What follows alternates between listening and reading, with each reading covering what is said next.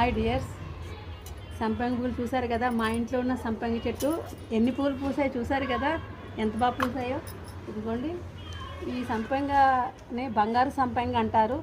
ఈ మొక్క నేను సింహాచలం వెళ్ళినప్పుడు సింహాచలం కొండ దగ్గర తీసుకొచ్చి వేశాను.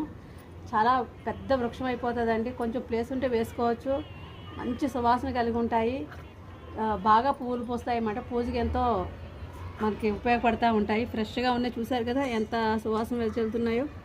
ఈ మొక్కకి ఏ ఎరువు ఏకర్లేదు, చిన్న మొక్కను వేసి పెడితే చాలు మహావృక్షం అయిపోతుంది. చాలా డెలికేట్గా కూడా ఉంటుంది. పువ్వులు ఈ మొక్కను పెంచుతూ ఉంటేనే పక్షులు వస్తాయి, అన్నీ వస్తాయి. చాలా ఇంటికి నిండుదనం కూడా ఉంటుంది, పచ్చగా ఉంటుంది, ఇంటికి నీడనిస్తుంది. మీరు కూడా ఈ సంపంగి మొక్కని మీకు ఏమైనా స్థలం ఉంటే వేసుకోండి.